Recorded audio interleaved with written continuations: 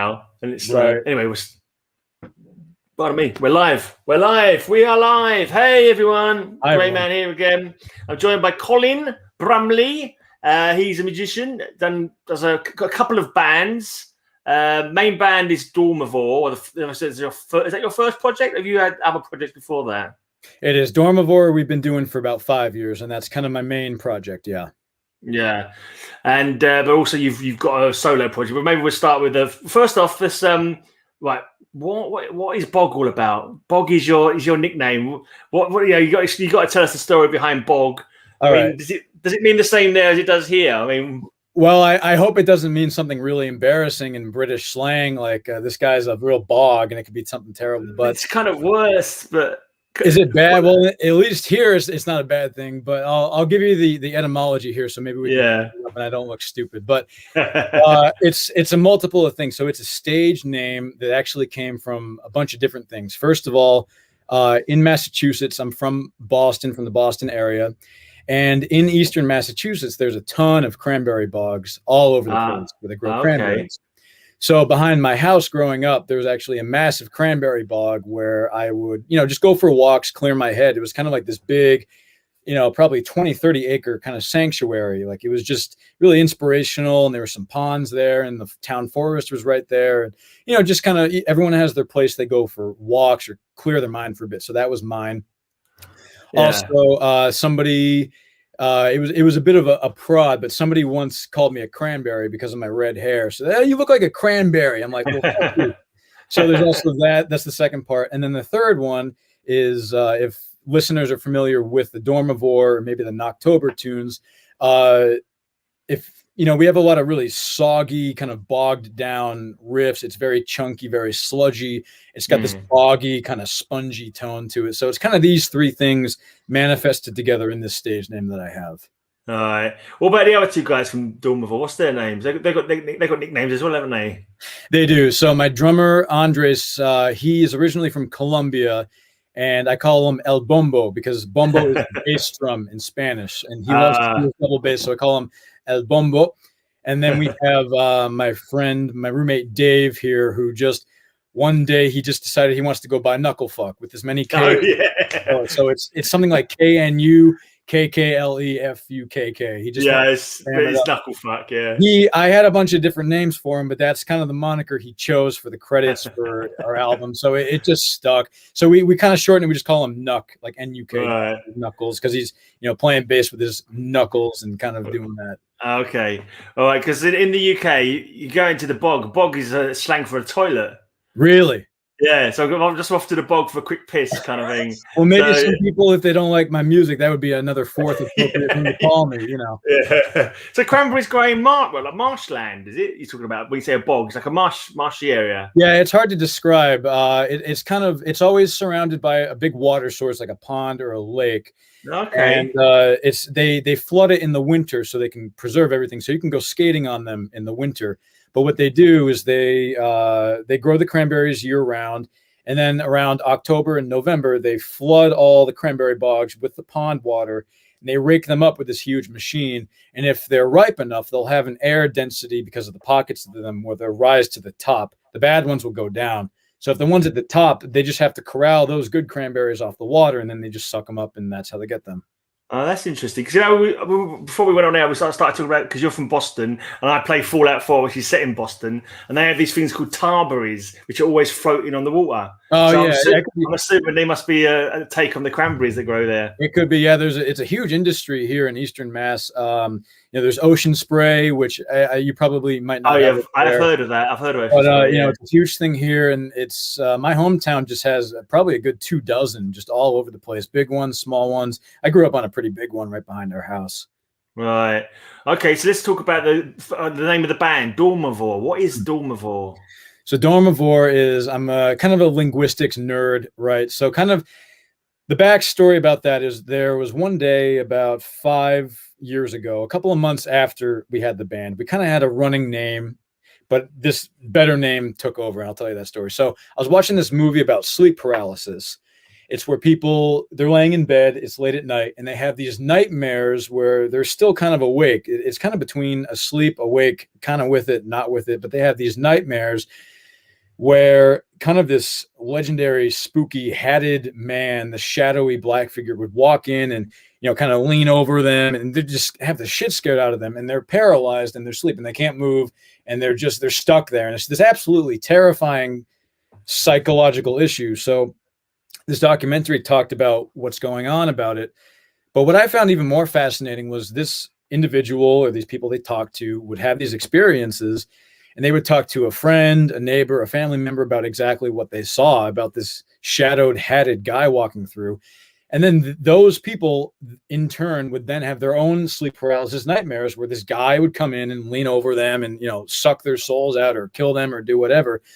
So I found it fascinating that an idea, something that's completely contrived in the mind, could be transferred from one brain to another like that, like a virus. It's like mind virality, and I found it fascinating. So anyway, I was thinking about this hatted man and kind of this mind-sucking guy that went from mind to brain through nightmares, kind of lived via this nightmare pathway, for lack of a better term. And I wanted to come up with a name for this guy because it's just the hatted man. That's not a good band name, or shadowy guy with the hat. So I started thinking about Greek and Latin because I'm kind of a nerd. So dormivore, dorm being Latin for sleep, and vor like carnivore, omnivore being something that feeds off of it. So dormivore is just Latin for something that feeds off the sleep of others. And this guy, for all intents and purposes, his sustenance is brought by sucking people through their nightmares, through their minds, through their sleep, and just kind of haunting people that way. All right. There is a Marvel character called Nightmare who does similar things from his nightmare dimension, but yeah, I could have gone that route and just call us Nightmare, but then again, it's not really a great, you know. No. There's all the good one-word names have been taken many times, so it's cool to come up with a unique new name. Well, that's exactly it, because we went, like I said, we had a couple first names. Like we started off as Asomatus, which just means without body, you know, kind of a floating spirit. But other bands had that name, and people didn't spell it. And then we went with Psychopomp, which is a kind of a shaman in native cultures. Like they could reach kind of into these inner psyches. But there's this electronic band called Japanese Breakfast who has an album rather called Psychopomp. So if you looked us up, then you would be linked to this Japanese electronic pop thing. So what we had to do was come up with something that people, when they heard it, they'd be able to phonetically spell it out, like Dormivore is D-O-R-M-I, but it was also a fake word because everything else was taken. So that's why I relied on creating kind of a prefix and suffix and gluing those two together like that. Yeah, it's kind of not too difficult to remember. Some of the names can get a bit too. That first one you said was a bit of a mouthful. I've forgotten it already. You literally just said it about 2 seconds ago. Isn't a Psychopomp got something to do with gods that ferry people to the underworld? Like that's exactly it. Yeah, I gave kind of the short version, but it depends on how ancient of a history it could be. As something as, you know, 1,000 or 2,000 years ago, it could be a medicine man or like a ayahuasca guy in the Amazon jungle, giving people hallucinogenic drugs and treating them through these kind of afterlife guidance things. Or it could be something a little bit more modern, maybe 200-300 years ago, where it was more maybe a religious context where they're kind of shepherding down the river Styx or something like that. So it kind of has this interesting history, but like you said, it's a huge mouthful. It's hard to spell. People didn't know. It was like Psycho what? We just got sick of that. So a few months in, I just watched this documentary, and this just came up, and it's been a lot easier to spell. Right. Okay. So you've been around since 2014. How did the band get together? Is it the same lineup you've had all the time? So there's kind of two stages to the band lineup. So in 2014, it started out with me playing guitar and writing my songs in GarageBand, just coming up with these little demos. And at that point, I had my good friend Dave, who plays bass, and we go way back. We went to high school together and played in pit orchestras and, you know, wind ensembles together and stuff like that. He was a cellist converted bassist. So in 2014, I said, hey, I have all these demos. Why don't you play bass for me? He said, yeah, okay, that sounds fun. So it basically just started as that. You know, my good friend played bass, I played guitar. It's kind of the classic quintessential story. I have these demos, and, you know, we joined forces. And we went on Craigslist then, which I don't know if you have Craigslist in the UK, but it's sort of just want ads online looking for, I've heard of it. apartment services, musicians, anything like that. So we set up an ad looking for a drummer at the end of 2014, and it took us about a year to get in touch with our drummer. Oh, actually, to find any drummer. He was actually the first drummer we got in touch with, and we tried him out, and we absolutely loved him. And then he was just. It was funny because we tried him out here in Boston. We rented out a little place, and I was 23 at the time, so I'm trying to be very professional. He was a couple of years older. I'm trying to sound professional and hard to get. So we try him out, and he's thinking, "Hey, what do you guys think of? What did you think?" And we'll let you know. We're trying out other guys. We weren't. I was playing hard to get, but I had to not sound desperate. Yeah. So we drive him back to the train station to go back home after that audition. And he's like, "Hey, well, let me know, man. It was nice meeting him." Like, "Yeah, we'll be in touch. We got to talk with the other guys and just figure this out and talking amongst ourselves." The door closes in my car, and I turn to my bassist. I say, "We got to get this fucking guy in our band right now." So we called him. We called him the next afternoon. I'm like, "Yeah, we didn't have anybody else, but we'd love for you to join us." And it was just perfect match. He's a very talented drummer.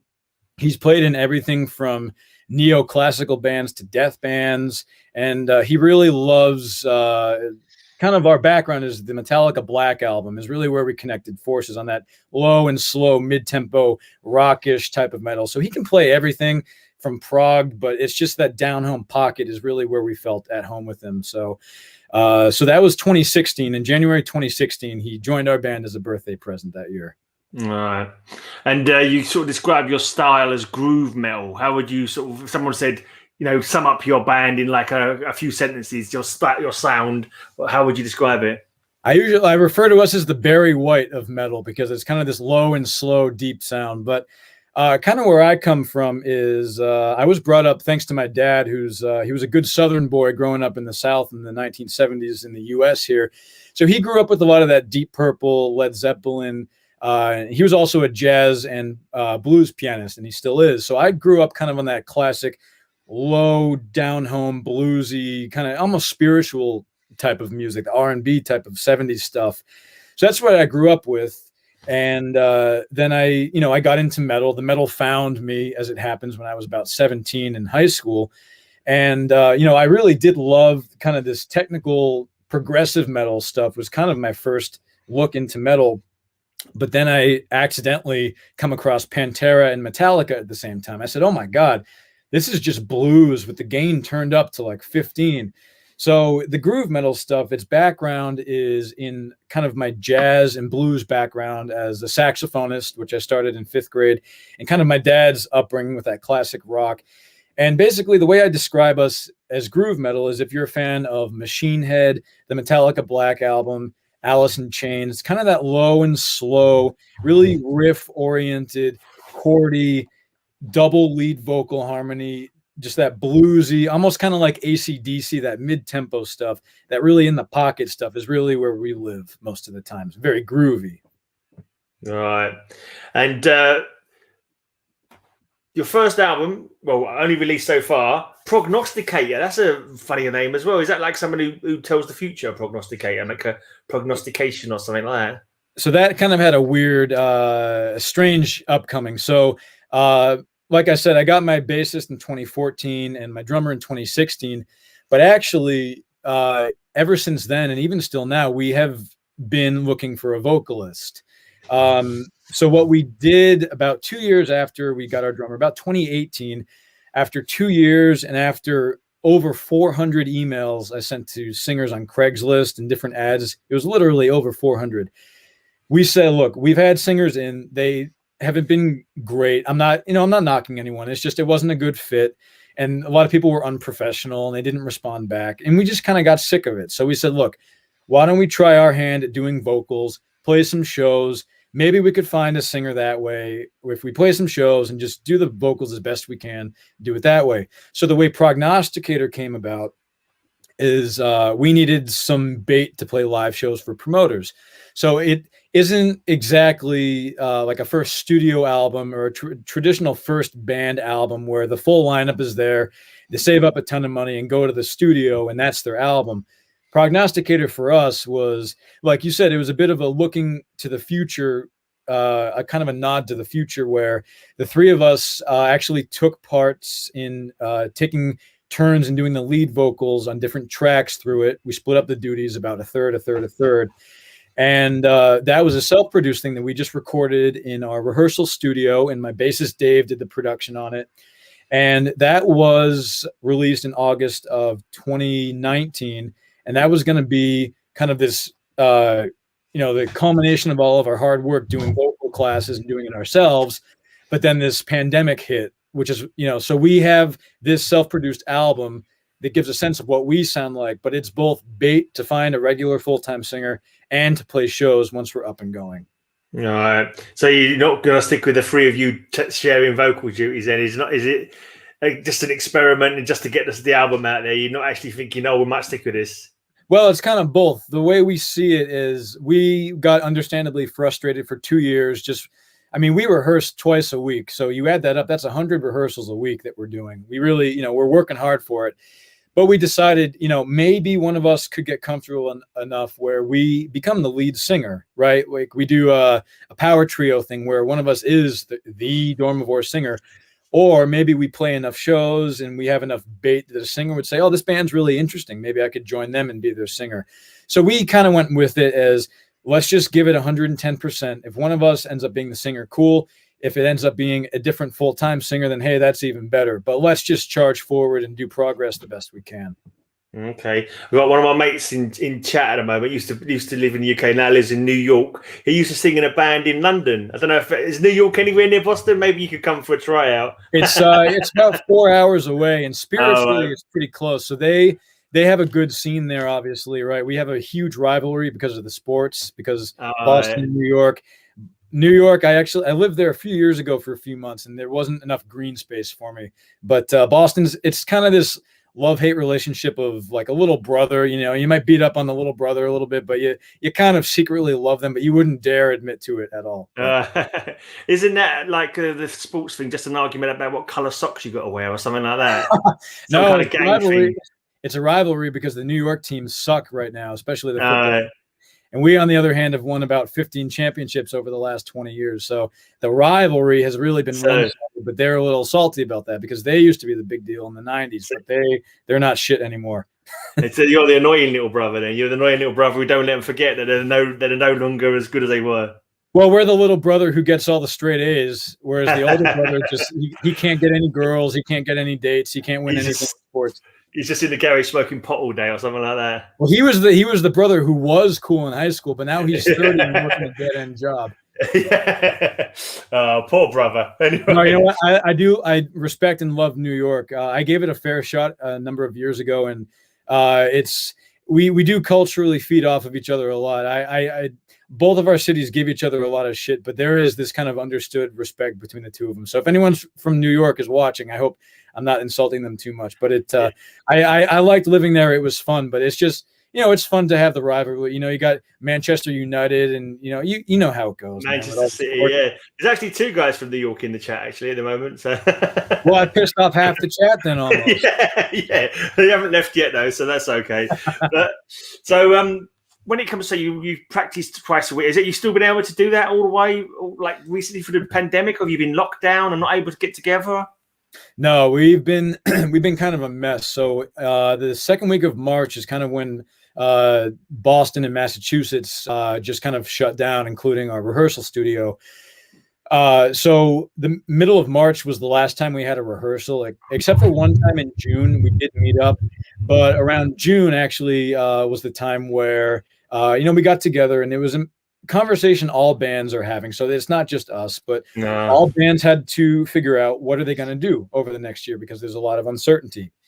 So my band in June, my drummer and bassist decided that they felt it was a good idea to use this lockdown time to focus on a couple of other things in the meantime. So go on kind of a miniature hiatus where my drummer would, he wanted to take some time to start a new line of business. He's doing some online marketing, which is really cool. He's trying to save up some money and not pay for rehearsal studios then. He's learning a lot of cool stuff there. My bassist is going through some physical therapy things. He had a shoulder injury, so he can't even really hold a bass right now.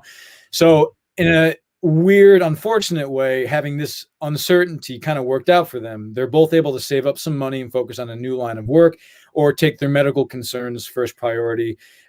So, you know, as long as being on a little miniature break during lockdown goes, I'm pretty fortunate that there's no bad blood. We're not fighting each other. It's just that every musician during this thing has some different shifted priorities. And I just don't, you know, I'm able to focus on music. So what we're hoping to do after the lockdown, you know, we get the vaccine and we hit the ground running at 120% again. But they're just, you know, they're using this time to figure out a few things in life, which I think everyone really is. Yeah, well, it can take a few weeks to get thinking back on. You've not practiced since bloody nearly a year. It's going to take quite a while to get yourself back into learning all the tracks again, isn't it? It will, but I try to focus on the positive, where we're saving about $140 each month by not renting a studio. Yeah. So you know, it's disappointing, right? I love seeing my guys twice a week, but you know, you got to focus on the positive, and the way I do that is just kind of write music and escape out of reality, you know. So it is what it is. What about pre-play? Did you get out much in gig, or were you to be working on the album before you? And then once the album was out, you didn't have much chance after that to play, did you? I suppose. Yeah, it was terrible timing, because we decided to do the vocals ourselves in 2018, and then August 2019 is when we kind of reached the pinnacle of like, okay, we've got this album of the three of us out. Let's play some shows. Let's have some fun. So August rolls around, and then September and October. You know, that whole summer was leading up to let's produce this album. September and October was really working towards playing our live set, right? Like a 40-minute, a half-hour set. And then, you know, November rolls around, and that's when we're starting to get our electronic press kit, and we're trying to get some shows together. December rolls around, and there's not really shows during the winter. And then the pandemic lockdown hits right there in February and March. So it was kind of just horrible timing with everything. But just on the cusp of getting ready to get booking. You know, had the lockdown not happened, it would have been February and March where we were just about to play some shows, but it was just awful timing. So we actually haven't played any shows. We played a couple outdoor things actually in 2016.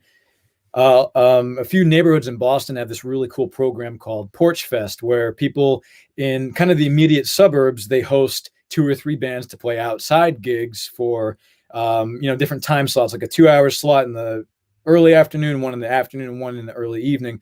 So in 2016, we played one in one of our neighborhoods, Somerville, and that was our very first live performance, where we actually played outside of a church, of all things. I don't know if they knew we were a metal band, but they found out pretty quick.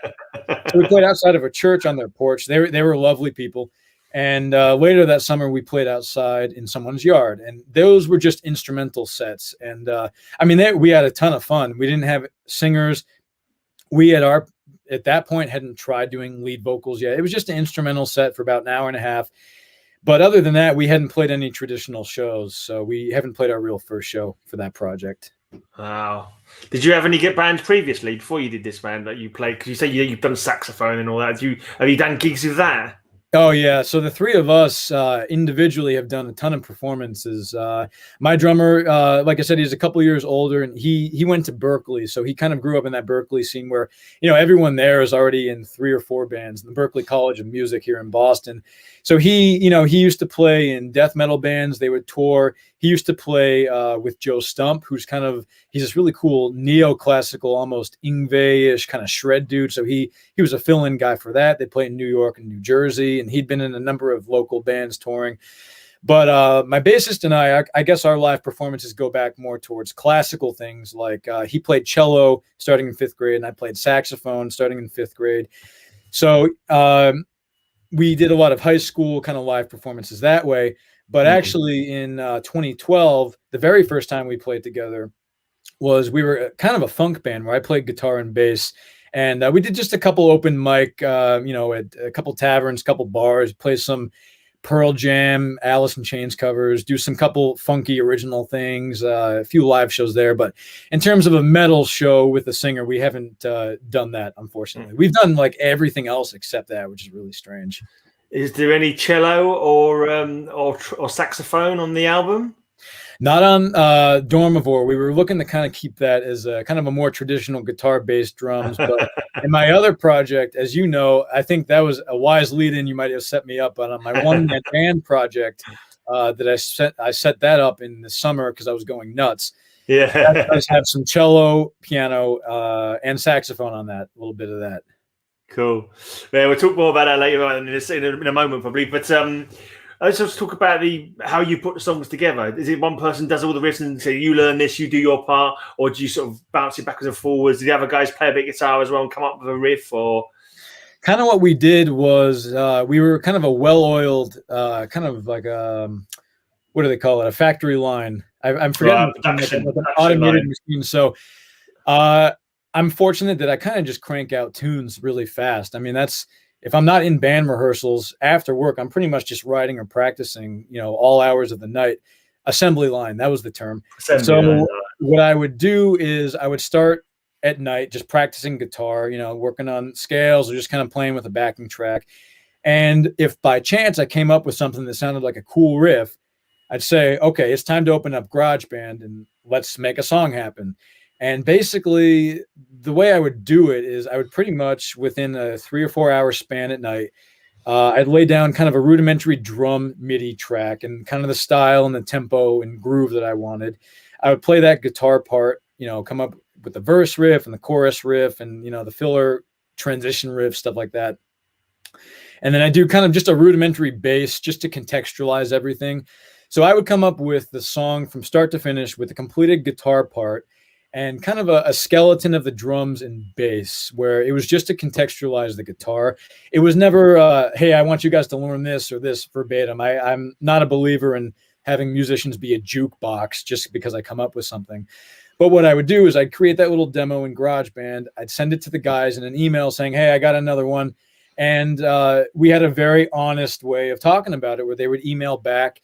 And it would be apparent if they were really excited about it, or maybe this one was, it wasn't up to par. And maybe we could, I could go back and kind of rework it. But if they were really excited about it, they would go and kind of learn through it and listen to what I did for kind of a early bass or drum chart. And so that was the first step. The next step would be that my bassist would look at the horizontal view as I look at it. And he would say, this chorus is too long. This verse isn't long enough. This transition doesn't really work. Let's copy and paste this, move this here. He and I have really good classical music upbringing. So he has a really good eye for the horizontal, the overall form, because I have a habit of writing them way too long and experimental. So he was great at just kind of smacking me in the face and say, hey, keep it short, keep it punchy. Then my drummer, after we did that, I say he has kind of a vertical view where he would look at the section, the grooves and the riffs, and he would make them pop a lot more with the rhythmic accents or kind of the spice. And we talk a little bit of Spanish because he's from Colombia and I love speaking Spanish. So we say he would find the sabor, the flavor of it. So he would add kind of the spice to the pasta dish we're cooking. So it was kind of a well-oiled machine. I come up with a song, my bassist would change the form, and my drummer would really make it pop. And if we liked it, we would play it in rehearsal. And if we didn't really like it as much, it would fall by the wayside and maybe get recycled or it would be recannibalized maybe by another song later.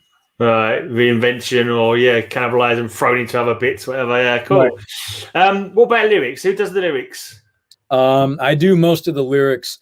My bassist did a few lyrics. He actually came up with the lyrics of a song, Prognosticator, which is kind of how we came up with our album name, even though that track didn't make it on. So it's probably about 90% me, about 5% my bassist, and sometimes my drummer. It's fascinating. He doesn't have as many experiences being trusted as a lyricist because there's kind of this unfortunate stigma of drummers and just the fluidity of melody and lyrics, but he actually has had the secret talent all along. So he started to work in a couple of his life story and experiences to a few things where he and I would be more collaborative. Like he'd come up with some kind of kernels of ideas and I'd work with him to, make it flow and fluid. So it's kind of been this cool educational thing for a few songs he's been working on, but I've been doing most of the lyrics for that. Okay, so it says on the Metal Archives, lyrical themes are philosophy, psychology, and impressionism.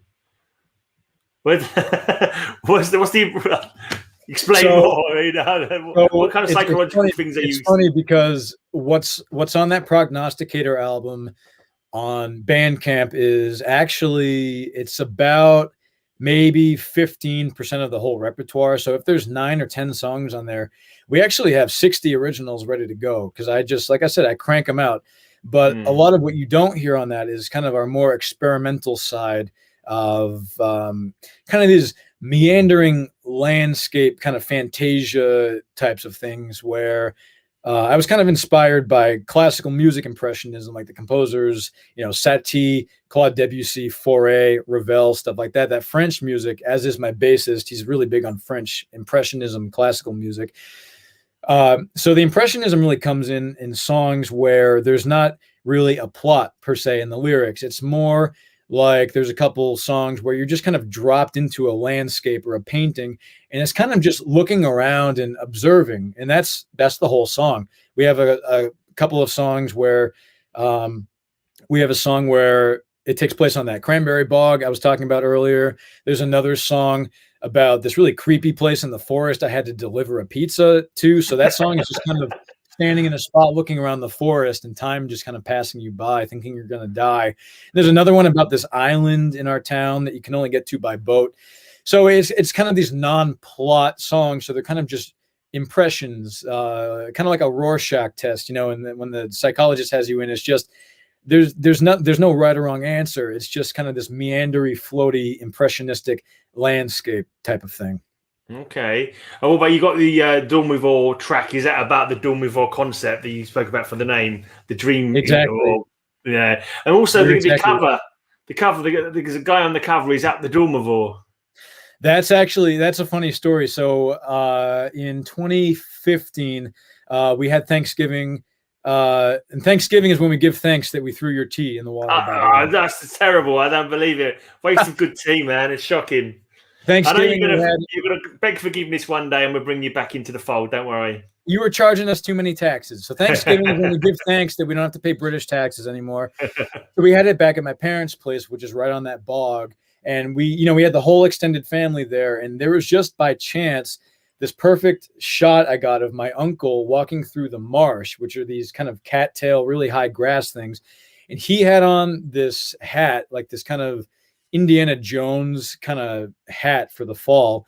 And that was in 2015. So I took that picture and then I edited it where I just made it kind of all grayscale. So the background was kind of black and I overlaid that with a purple shade.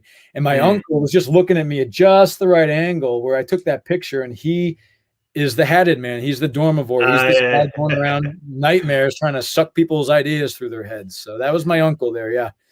And what did he say when you said, "Oh, look at my new album"? Did he recognize himself and go, "What the bloody hell is going on?" He did. He's honored because those are the backside of my business card. So the front side just says Dormivore and it has my email and my phone number and all that. And the other side, you turn it around, and it's my uncle looking at you. So I gave him a stack of 3 or 4 of those one year. He's so supportive of my music and everything. He's been really supportive, but he's very flattered that he's a band logo. Are you going to get him in for the second out cover as well? Like, I hope so. I hope he gets another hat that makes him look really cool after I Photoshop it just right. He could be like your band mascot, your Eddie or something like that. Yeah, he's exactly. Yeah, I was thinking about the Iron Maiden Eddie. You're exactly right. Or the Vic Megadeth. We have Uncle Tony, the Dormivore, walking around. Suck your dreams out of your mind while you're trying to sleep. That's cool. Okay. I'm just seeing a couple of what the heck's coat hanger about? Is that anything I could think of? Coat hangers? Is that to do with abortion or something, or is that just my mind going the wrong way? No, it goes the wrong way. You were right to think it goes the wrong way. So we don't really do political songs anymore, but early on, when I was 24, 25, and you're starting to become more politically awake, I guess, and by which I mean kind of, like a raging liberal is kind of how we do it here in Boston. But a few blocks away, there's a Planned Parenthood that I walked by, and they had a lot of protesters. Now, our songs, if they are political or if they're about real life events, they're never, focus on this side or that side. It doesn't pick a side to be left or right, conservative, liberal, anything. It just is kind of an impressionistic view of here are both sides, do what you will with it. We have another song like that, Live to Die, which is about physician-assisted suicides, right? Right, yeah. So if they are political, it just is. It presents it. So Coat Hanger is just. I wanted to be provocative with it because it obviously piqued your interest as it did, but it is about a time where my blood got heated about these protesters trying to give, their kind of conservative propaganda outside this Planned Parenthood. And it's probably one of the only times, admittedly, where it might be a bit of a liberal take on kind of a political song, about pro-choice, pro-life, that whole thing. So it's as much as we have is kind of a liberal middle finger out to everyone. You write them early when you're young like that. And that was kind of something we don't do as much, but it's just a big middle finger type of song. Yeah. So now you try and be more general, taking like ideas from both, like just presenting it like maybe a bit more widely and let people make their own minds about it, I suppose. Right. That's, like I said, we've got that song Live to Die, which is about physician-assisted suicides and kind of my personal, kind of my story of observing people in the medical profession and how thankless it can be. There's I'm looking around because I've got all of our songs listed here. There's another song we have, Midlanders, that talks about gun control issues here in America, which again, it's not a left or right. It just is kind of this, here we are in the middle, let's look around. But those are all early songs. If I'm not really interested in writing political songs anymore, or even nonfiction songs about me, I'm much more interested now in creating kind of these fictional, surreal landscape, kind of like I said, those impressionistic philosophy, psychology, even kind of X-Files. I'm big on X-Files, that type of stuff. But early on it was a little different. Your writing style changes, and it's pretty. Well, when you're writing like 60 songs or whatever it is you're talking about, you're going to have to come up with things to sing about, aren't you? So I suppose. Well, and that's part of it, because I think there's a pitfall that a lot of bands fall into where they feel like they have to be politically active, which is great. It's great that bands are talking about kind of sensitive topics, or maybe people use music to write about something they're trying to understand about themselves and their personal lives or make more sense of. But I kind of already did that. So it doesn't interest me in that sense, because I've worked it dry. There's nothing else to talk about. Secondly, political stuff, there's only so many things you can be pissed off about, right? And third, I feel like there's so many more things you can create, like just purely 100% fictional stories. There's by definition, there's an infinite number of things you can talk about. So I've found that more interesting kind of in the last 2-3 years, just to kind of dive into that facet of it. So it's just like a development of your lyric writing sort of, and lyric interest kind of thing. Right, exactly it. Right. Anything concrete planned for Dormivore? Is it possible at the moment with the way the world is at the moment?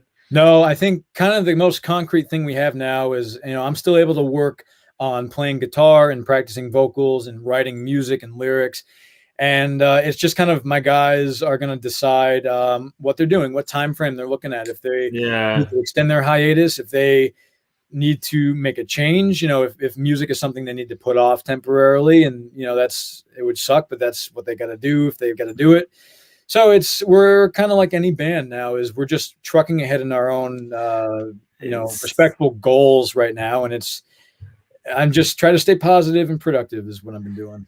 It's like the Twilight Zone, isn't it? Everyone's in the Twilight Zone. That's another. I've been watching the Twilight Zone a lot because I've watched the X-Files all 5 times. So the Twilight Zone is another reason why I choose to do these kind of fictional, like floaty type of one-off songs.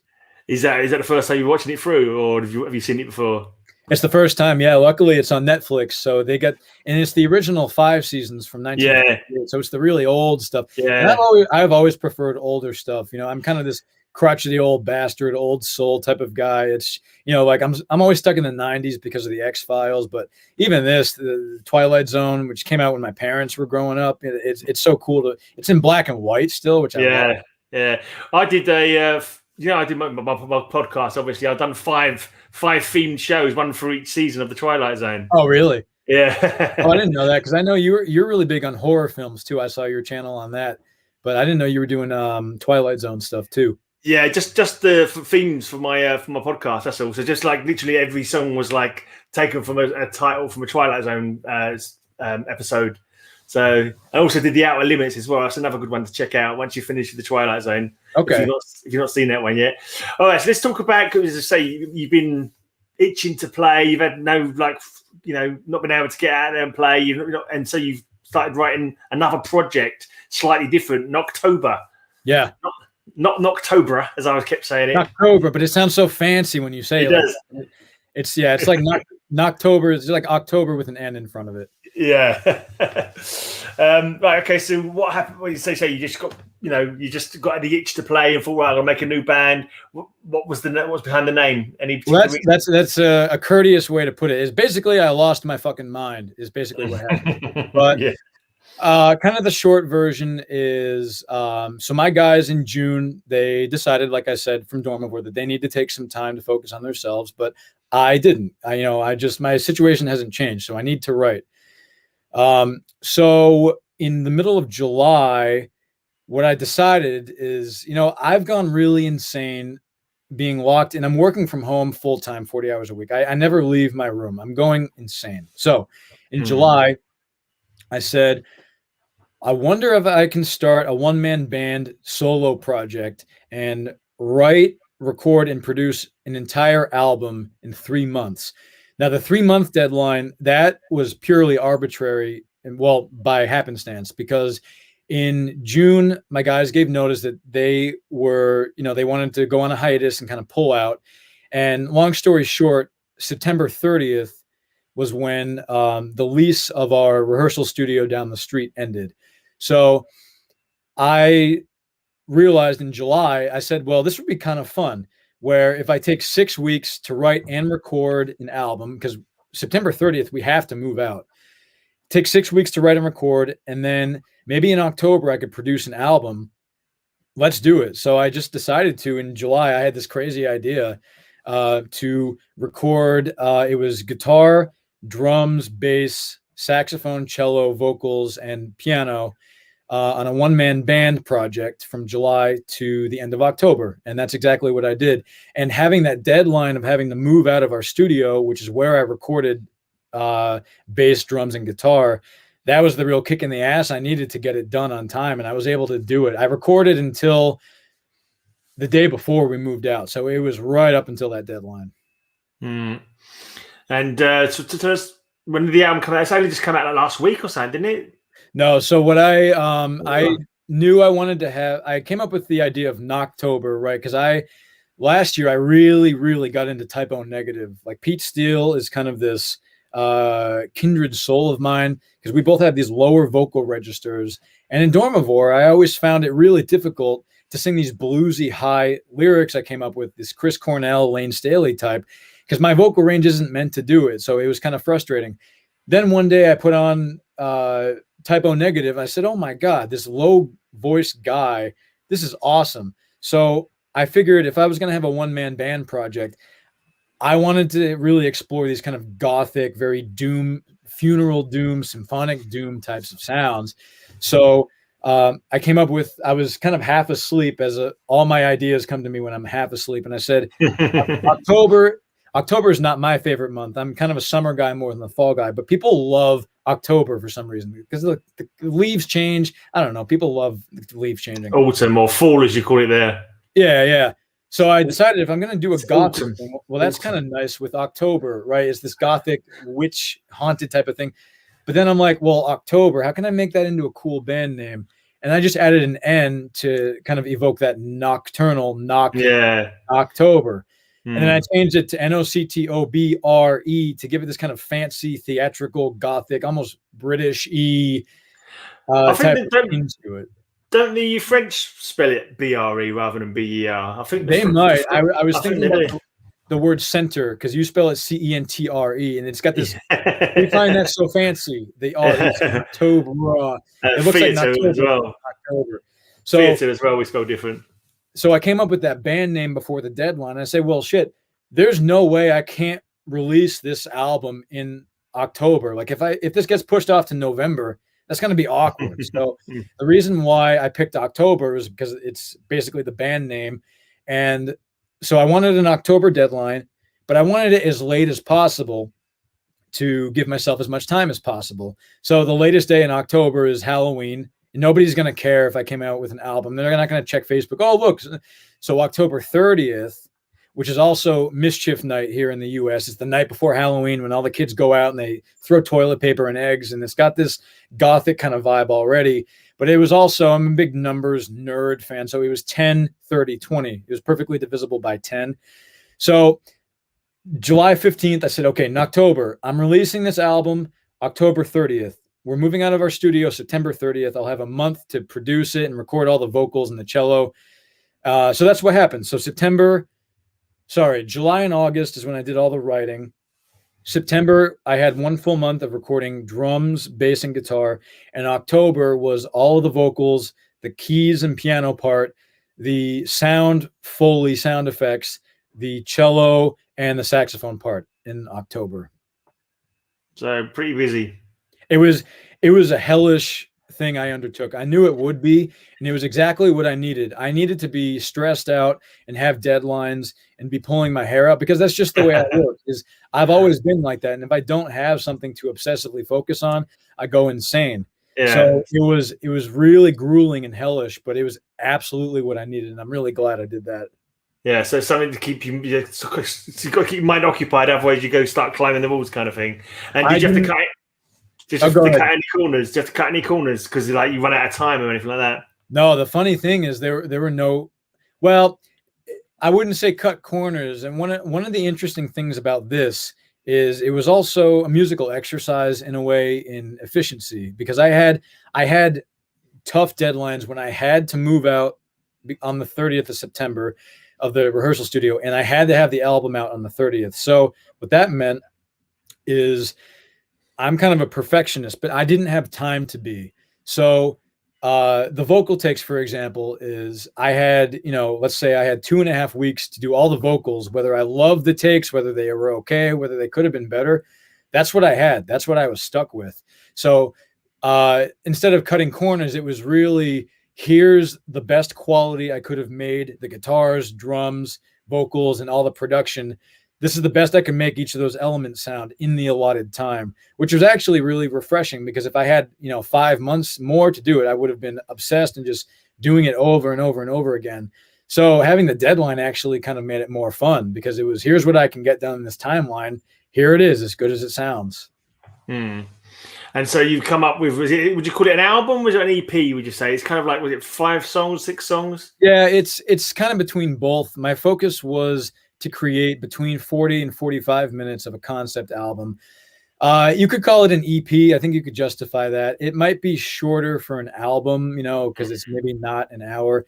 I guess it's kind of up to the listener. I don't have a philosophy on either way. I just feel like 40, 45 minutes is just really nice for one story, So yeah. I would lean towards EP. You could disagree. And Pilot, what's that? The name of it's called Pilot. What's that about? What's the story behind the name? So there's kind of 2 stories behind it. I wrote the first track on July 16th, and I didn't have the idea of making this band just yet. I just wrote a slow doom metal song because I said, let's just try this typo negative type of thing. So I wrote this slow song, and it was the first. I knew it wasn't going to be a Dormivore song. So it was this one-off. It was a pilot track, like a pilot TV episode where it's like a demo thing. It might not get picked up. It might not do anything. But I just call the song Pilot. Okay, great. So what happened is I started writing the rest of the album. And just long story short, through the course of this concept album, there's actually a character that is evoked by kind of like a pilot light when you write a match, or like a pilot, like a guiding light or a guiding spirit, a pilot. So by chance, I just left the name the same because I needed that song to be about this kind of guiding voice spirit in the forest talking to me, this pilot kind of alluring me into the forest in this story. But it was also the pilot, the first song. So it's got this double meaning type of thing. All right. That sounds also a bit like, was it Ignis something or other? It's like swamp gas that makes all lights and that kind of thing. Is like a natural phenomenon. And yeah, I don't know if it's kind of anything to do with that or slightly like that. What about the tracks? That could work too, because it takes place kind of in this bog, marsh, forest area. So there's a lot of imagery there that, hey, that's a third one I didn't even think about. What about Seven Sisters? Is that the Pleiades, the star system? No, that was so Sisters in the course of this concept album, it's kind of a long story, but I'll give you kind of the overview of the story that runs through this EP. So the first track is a prologue track, which is a sound design track of coming back from a walk outside. And basically I go through the house and I go to bed, and there's this piano playing in the background, and it gets louder and louder and louder as you kind of fall asleep. And in the second track, the pilot, the number 2 track, Pilot, you're kind of in this dream landscape. Like, you're looking around and you understand you're in this dream. You're outside in this forest, boggy marsh type of area. There's a lot of open spaces and trees and natures and plants and stuff like that. And there's this summoning voice, this pilot, that says, hey, come over here. And the pilot is telling me, like, hey, kid, I heard you're not really working with your band right now. Do you want to try doom metal? Like, welcome to doom metal. Come join us. I'm like, all right, that sounds fun. So he says, great. So he says, you can come back to this place anytime you want, in this bog, based off that cranberry bog behind my house. You can come back to this muse, this influential creative area anytime you want when you dream. But if you tell anybody, I'll ban you from here and you can't come back. So Seven Sisters is the pilot says, okay, kid, come with us. So in this song, he awakens kind of these 6 other elements of nature. So the atmosphere changes. It's got this big gothic organ sound and this 4-part vocal harmonies that I'm doing.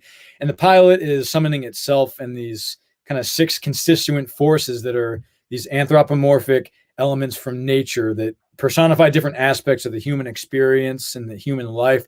So the first one, Pilot, stands for nature, like kind of the overall, he's the main guy. And then we get into the different characters, like Ivy signifies death. We've got the vine character, which is vengeance. And then there's grass, which is a reconciliation force. There's oaks, which are, they're stately, so they're conscious, they're very sturdy.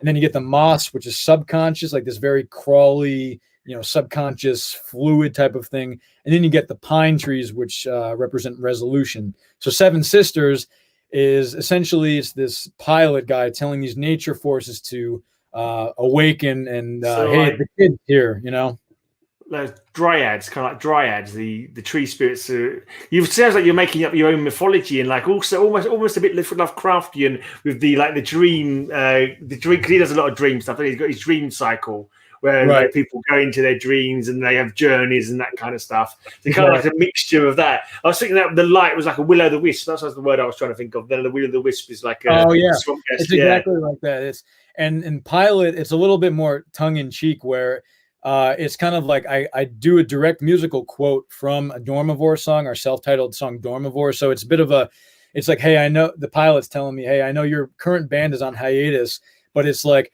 come join the doom metal side. So it's got like these motivic things from my other band, and it's kind of like it's kind of making fun of myself in a way, like, oh, you're joining the doom metal, all right, here we go. Very kind of meta as well, isn't it? Kind of like you. Oh, is it called the Bog of Doom? It's got to be called the Bog of Doom, surely. It could be. I don't know if the bog in real life has a name, but we could call it the Bog of Doom for sure. Because some of the Doom people will hang out. It's just because you got the sludgy, like doomy kind of. I suppose the bog sucks you down, like, and the sludge of the Doom sort of drags you under, kind of thing. Yeah, it's drowning under the riffs, kind of. They're really heavy ones. The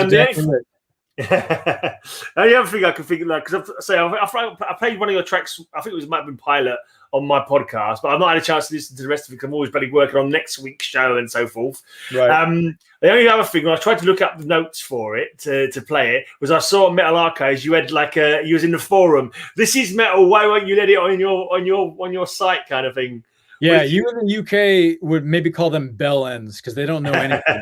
So the Metal Encyclopedia.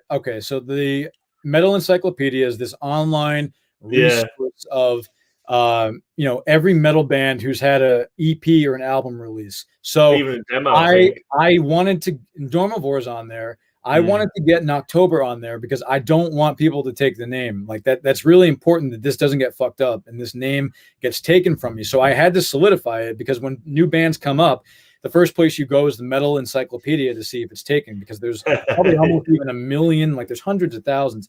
It's so comprehensive. So I made a submission the night after I released pilot on October 30th of 2020, and they listened to however little of they listened to, and they said, "Oh, this isn't metal."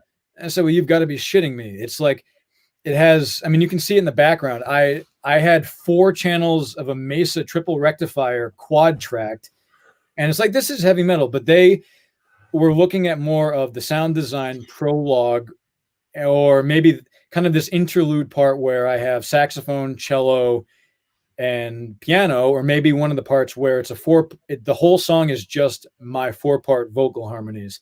So I said, hey, I think you guys may have not listened to really much of it. There are some experimental parts of it, but hey, this sounds like a Type O Negative, album. It's like, can you go ahead and listen to it? And they're like, no, we already listened to it. And we just went back and forth on these monitors. I said, no, I really don't think you listened to it and gave it a fair shot. Can you listen? And we just go back and forth. And this guy, who I checked his profile out, he's like this hardcore black metal guy, which is like the antithesis of not what I'm into at all. And he's just this, they're doing a lot of gatekeeping, which is really dangerous. They're keeping a lot of metal bands out of their encyclopedia, which deserve to be there. If you look through their threads and their argument posts, there's a ton of bands that are saying, hey, we're a metal band. And they're saying, no, you're not. So there's a lot of really hardworking metal bands out of keeping their name out of the rights of other people, and it's really disappointing. They don't have a view for the progressive or the modern. This doesn't sound like this album I wrote is not Judas Priest or Motorhead. That's what they're looking for. This pushes the boundary because metal grow like that, They do have a lot of different stuff on there. There are a lot of progressive bands as well, but it just seemed to be a bit of a lottery if you get accepted or not sometimes. Yeah. Like you see like a profile. I'm not sure what it would do if they accepted my kind of symphonic funeral doom album. It's not like it's going to water down the hundreds of thousands of, Noctobre's on there. These guys are doing shit. Nobody cares. I just want to save my name so some new band can't find it. That's the only reason I care about it.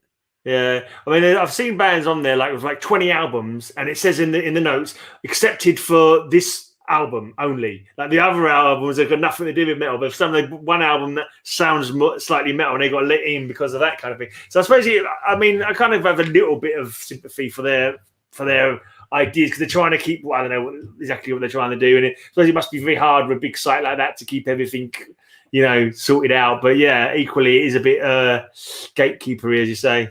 Yeah, well, I figure if music's not allowed to evolve, we would just continue to do Gregorian Dominican cake. Hey, I like the idea of that, mate. They're getting in the way of something they love, and it's disappointing. But hey, nothing I can do. I fought my battle with them. Yeah, bit of Gregorian chant on the next album. That might be a good idea. There actually, ironically enough, there is kind of this. A couple of the tracks, I do have this 4-part vocal harmony where it's just me. Both as a texture with guitar, bass, drums, keys, and organs. But there's one track it's just this very experimental 4-part vocal harmony, and it's a cappella. There's no time signature, there's no meter, and it's just this very floaty landscape, and it's pretty cool. But maybe that's kind of what turned them off. Yeah, I mean, you get loads. Like you said, I think you said in your thread that you get loads of bands that do that for like a track, like a big, like an orchestra or a big, like atmospheric track, a massive long atmospheric prologue or something like that. Well, one of the arguments I made is, like I said, one of my huge heroes is Type O Negative, and they are definitely a metal band, but they have, I won't get too graphic, but they have tracks that are literally just, how do I phrase? Because I have certain family members watching, but they have tracks of women, pleasuring themselves and just screaming for an entire track. That's not really a metal track. That's a sound design thing of Pete Steele just having fun with sexuality, and not every track is going to be Motorhead. You have to have these breaks and these interludes and these prologues, and it's what it is. But hey, I just want my band name to not get stolen. That's all I wanted out of this. Yeah. So the other thing I could think of is like putting it back in there as a different band entirely, make up a whole new band, and put exactly the same thing in and see if they turn it down again. I've thought about that. I've thought about re-releasing the album, just removing 1.5 tracks and just calling it like November or something. Oh man, it's a hard thing. What plans have you got for that? I mean, how is first of all, how's press going for both bands? I mean, you've got it out there. Are you getting a lot of featuring on podcast, radio? and blogs and all that? Yeah, so Dormivore it's tricky to make proactive, marketing and PR things happen right now, just because I don't know what my bandmates are doing or what timeline it is for them. So in the meantime, I'm focusing on the Noctobre stuff, so that EP I made was a one-man band project, but I'm looking to get a full lineup up and going, when the lockdown's over, when the vaccine is available and we're ready to go. So I've been in touch with a drummer, a couple of bassists, kind of, we're auditioning, kind of in trading tracks back and forth, a guitar player or two. So in an ideal world, the lockdown, I go get my vaccination and I drive immediately from that appointment to the rehearsal studio down the street and I sign for a room right there. In an ideal world, I'd have Dormivore and Noctobre up and running, having 2-3 rehearsals a week, and they both become touring bands, where in Dormivore, I play guitar and we find a full-time singer for that. In Noctobre, I do just vocals and I get another guitarist to take those duties. So I think it would be really fun to just be a vocalist figure and kind of work with the imagery and just being able to be this gothic creature on stage and just try it and not worry about guitar. So Noctobre, I'm trying to get a full saxophone live and the cello live, where you would do that. And I would do maybe some of the organ and the keys parts and a couple of tracks where it calls for it. But long story short, Noctobre, I want it to be up and running as soon as it is safe to be doing so. Play some tours, make that a functioning band that's exactly equal to Dormivore. I just want to be able to juggle those two. Both are on this train going 500 miles an hour together on tracks like that. I like the Dream Bog of Doom concept. Are you going to continue that with the next release? I think you should get people from bands who aren't into Doom and get them in the same concept, sucked into the Doom Bog. Yeah, actually, it's funny you mention that because the way I see the two bands, Dormivore and Noctobre, I set Noctobre up that it's kind of the alternate reality, negative subconscious world of Dormivore. So in the song Basin on Noctobre, one of the characters that I put in the concept album it gets killed off in this big epic battle and it falls through this kind of void matrix thing. And it ends up in the Dormivore world because it's this negative, anti-world world. And actually, in turn, there's a song we have in Dormivore called Bog Dwellers, which is about a song where I run into my future self on this bog and I get sucked into this kind of mud pit opposite void. And that's going to be going into the Noctobre world. So these two bands are kind of, I don't know if you call it like Funkadelic and Parliament, but they are supposed to be kind of symbiotic band projects. Yeah. They trade features.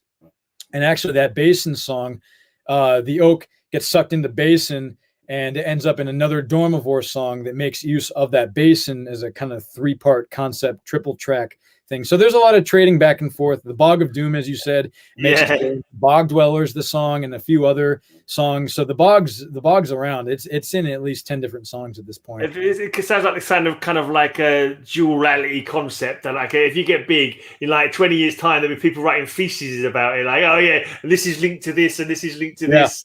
Well, that would be really cool if people come up with fan fiction. That's why I'm so much more interested in not writing political and nonfiction songs, is because, look how open the world is. It's like I have this song about an oak tree getting killed off by a storm, falling through this void created by a plastic baby doll head. And it's like you can do whatever the hell you want. It's so much more refreshing and interesting to me. So that's why this Noctobre project has been so fascinating to me. It's interesting. I take it you got to do a split at some time with the Dormivore Noctobre split on a release sometime. Yeah, that could be a lot of fun. The two bands do have kind of a little bit different sound. Like Noctobre has this funeral gothic cinematic thing, and Dormivore is a bit more mid-tempo, kind of your Machine Head groove metal type. So it would be really fun to be able to work with those two textures because they are fairly different. Yeah, you could do alternate tracks even where a Dormivore song fades out boom, and then you can start from the Noctobre kind of thing. That's exactly it. And actually, Basin, which is on this Noctobre track, was actually originally a Dormivore track, so it got repurposed. Yeah, I see it in the notes. It says, "Was it Basin from Second Domestic Triptych by Dormivore?" Yeah. Carry on, sorry. Oh, sorry. Yeah, I think we had a little internet hookup there. Yeah, I might as well just, I guess, tell the rest of the concept story just while we're at it, because there's only a couple of tracks left. So on that Noctober one, I talked about those, the 7 kind of natural elements awakening, and then of course I had to write in the bad guys. So that's this huge storm, this huge tempest comes in, and I find out that it was kind of this prophecy, like this evil storm would come in the landscape and destroy everything, including me, and screw everything up. So the legend says that these 7 elements and I have to fight this, ward off this evil storm. And the catch is that if any of the 7 characters die off, the aspect of that human experience that they represent would no longer exist for me when I wake up. So unfortunately, the oak dies in that battle, which that represents consciousness. So that means when or if I wake up in this story, I'll be stuck in kind of a non-conscious void forever. Or if the ivy representing death, if the ivy gets killed off, then you can never die, that's kind of a curse in its own regard if you think about it. So we lose the battle, the oak gets killed off, and we're like, oh shit, now we have to retreat. So the basin track is this interlude of that oak kind of falling through this death void, non-conscious thing into this Dormivore world. Yeah. And then in the last track, the weatherman comes up. He was summoned, kind of like this all-knowing, omnipotent caretaker of this dream landscape thing. We have to summon him up. The weatherman is going to go fight off this storm. And then he gets ready. He charges up. He says he's getting in his face, and he tells the storm to get the hell out of here. Okay, here we go. And then an alarm clock wakes me up out of this dream. So It's up to you to figure out if it was real. Was it a dream? What happened? Was it successful? But the alarm clock goes off, wake up in a sweating panic, contemplate what just happened. And I look over to the window, and the pines are brushing against the window. So it's a bit of you don't know exactly what have happened. What do the pines represent again? The pines, they were resolution and sonority. So kind of peace and closure. Well, the fact you woke up, like consciousness after consciousness had died in your dreams, would suggest that you're okay.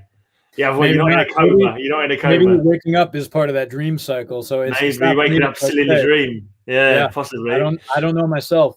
We have to wait and see what you do with the next release, I suppose. Yeah, I started working. I am looking to get it up and running as a full band, like I said. But I started tinkering with the next album. That's kind of just at the moment still kind of a one-man band, just making up demos where it's not related necessarily to the story of Pilot. It's kind of got its own concept album about a man and his widow's death gone terribly, terribly wrong at the hands of a scarecrow.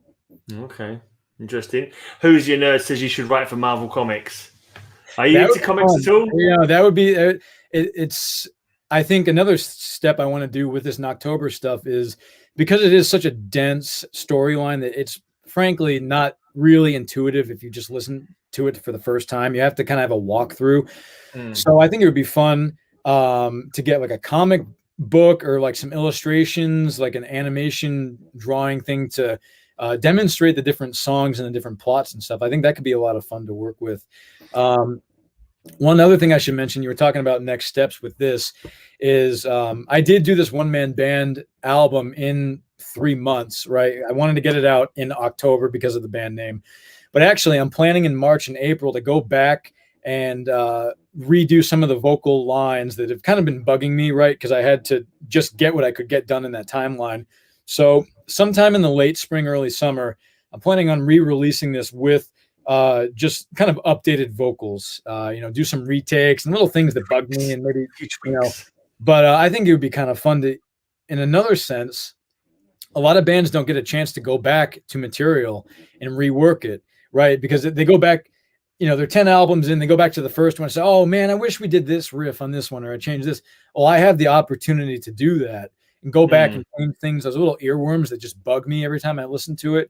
So now I'll use this as an educational experience to see what discretion I lacked. I say, okay, the first time I went back and changed this, but the next time I write, I will know not to do that. So it'll be kind of an educational thing for myself as well, being able to go back. I'm fortunate that, it's a one-man band release. It's not like I'm Metallica where I can go and if I re-release it, people are going to be pissed off. Yeah.